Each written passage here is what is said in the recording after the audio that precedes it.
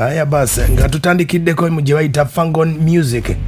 Fangon Music ya kibiina ky'amakulu ge bayita Alien Skin. Olunaku olwajjo yakomyewo okuva e Bungereza gye yabadde mu kuba ekivulu kye kyaliyo mu weekend eri yesasobodde okuba ate nga tumaliriza. We yakomeddewo abawagizi bamuwagidde gali yabadde nnene nnyo okuva Entebbe paka wali emakinde wawangalira omukulu ono.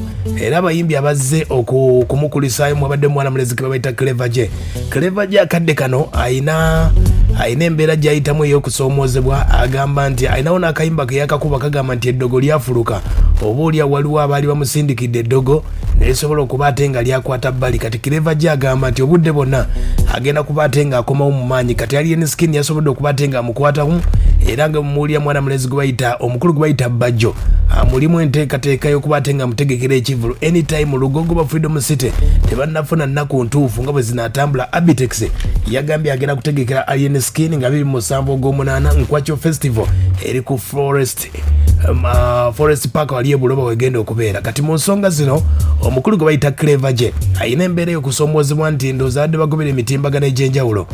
Omukulu ono agambibwa nti aboolebwa bamayanja famire oba ba Chameleon ba Palaso bamuzalawa bagamba nti si muganda waabwe mu mbeera eyo. Kati naye kwe kuba ate nga asalawo okufuna baganda babalala okuli Alien Skin. Era Alien Skin yamukoze bubi ng'abayimbi abalala bakoledde. Alien Skin ayawukanyeeko ku bayimbi ab'enjawulo kubanga omuyimbi waba akubye hiiti bw'oba ogobedde ku bayimbi abazze nga bakuba hiiti ez'enjawulo ng'omwaka gwaguyina atatera kuba ate nga agaba kolabo nyingi naye nga Alien Skin agabiddeko Aziza Zion OS waliwo gwe bayita Dax Katero abayimbi bangi nnyo asobodde okuba ate nga abasitudde ne kolabo ze esobodde okuba ate nga zitrending ennaku zino bakomyewo mu maaso g'abantu ne Clever J yakasembayo video oluyimba luno balukoledde mu studio ya Alien Skin. Alien Skin aina studio producer Mitalafiti Lafiti Beats the producer we era oluyimba balutandiseeko oluyimba luno kandukuweemu lutambula oluyimba luno lutambula bwe luti eno demo version ya mu studio.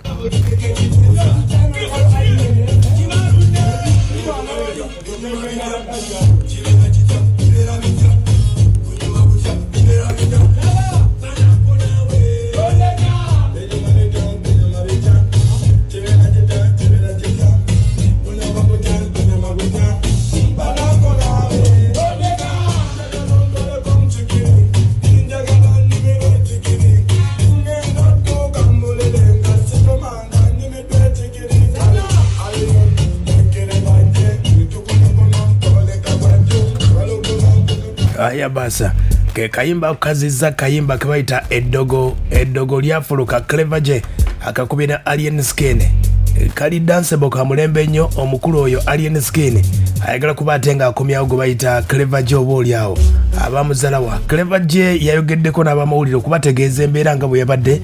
Agamba nti oluyimba lwawedde ekiddako kikino nasinza okulaba mu bino ebintu mukwano enyama nagiridde nyenza kwabaddewo engoma terudde buli kimu kyali kitambula bulungi. Bane temwera byandika myo yalinyanga baso gende Kenya okuyiga byuma ate nze nabiyigirawo nga sitambudde kati abali kibatwala ebbanga ddene ate ekyange kitwala ebbanga ttono. Kati wano bwenzizeewo era nawo nsanze kyekimu studio weeri byebateekamu byonna bigenda kati oluyimba lumaze olikodingwa lulinzi mastering olaba nga nawono tatawanyizibwa ne oyagala okulaba atawanyizibwa kati kitegedde.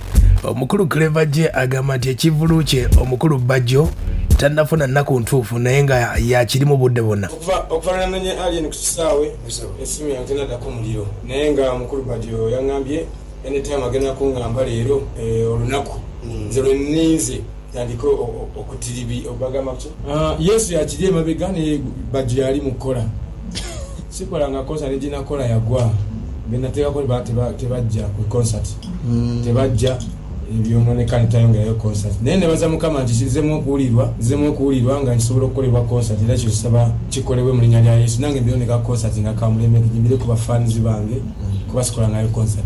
Kitegedde Clever J okuva yatandika endongo takola ngayo concert wadde n'akamu. Kati nno gw'obanga gy'oli tozala wanga muntu olunaku olw'enkya tomanya bwe buyinza kukeera. Kati mu mbeera eno Clever J yakubako hiiti ne mwana mulezi Alien Skin yakubidde emyezi 8 gyokka gwe manya ne Chameleon asobola ogisaba Alien Skin lwakuba bamu bayinza okutya naye omuntu yenna gwe togamba nti omuntu tayinza kuyamba budde bonna kabeera kaseera kokka. Clever J agamba nti abantu bamulaze omukwano okuva lwe yava ku kivulu kya Florida Musite ekyali Yen Skin. Agamba nti ebivulu afuna bingi, bookings nyingi. Nze nno banjagala dda naye kati banjagadde kansusso okubabulako ate ne ndabika olwaleero ku Sha Alien. Gwe ekyo kivulu tokimanyi. Kivulu nakiba nange ne ngamba nti kamyoni bakuba ku kivulu kirina kuba ne ku Sha Alien nenda kuba nga mufu. So ate lake ennafu byobiti yakuba. So bwe ku Sha Alien kati awo ntandise okulivinga. Kuba kati audience nyingi nnyo erabye Clever J nga akyali existing. Kitegedde. Clever J agamba ebintu bikyuse nnyo akadde kano. Luli Chameleone nga buli kivulu yabeerako ne kati bw'oba tolesa Yen Skin buuza ekyabadde e London. Kamera yemwe gwanga omunene wano gumanyi nti bulijjo ku kivulu olina muteekako ne kitambula oba tomutaddeeko teekako abala naye nga Chameleone babaako kiba kitambula. Ebintu bikyuka gwe baazala wanga kati ye hero. Ebintu bikyukiranga ddala olwaleero tukeera na kiddedde nenga twakeranga na musana. Ebintu bikyuka neshezimu nzigoba ate kati njaga ne papa bajjo asalewo nga sijjamu kola shop akati paka otherwise mpulira nga kitambula nga kyakuba ebivulu ate nga olunaku semuna bakola ki ekitegedde. Omukulu ali Yen Skin agambye nti yeebazizza Clever J yeebaza ali Yen Skin okuba ate nga balaze omukwano abayimbi oba oli awo abaali be bagamba nti baagwa okuba ate nga bawadde kolabo okudda mu maaso g'abantu kubanga akadde kana amasannyalaze agayina ye Alien tabeeragiddeeko wadde n'akamu bamwebaziza bwe bati. Ebintu bikyuse fena bwe tulina okuba nze olwaliro wakuba ntusereeti naye mbadde nnyumirwa nnyo nga nange nva oba nga nva bweru munnange nannonako ku kisaawe etulira ya so ebyo bwe mbirabye leero nga omukwano ali ne gwalaga abayimbi ne kamera lyagubalezeeko emabega naye kakati byaggwawo ya katwali tuli ku chapter mpya olwali tojja kusangayo laavu eyo teweerabira nayigiriza melody kamera namutwala nenyigiriza 8 cent bebikulu namutwala bayimbi bangi baze kati waliro wali kankoleko ne Alien badde mumanja kolabo yiyo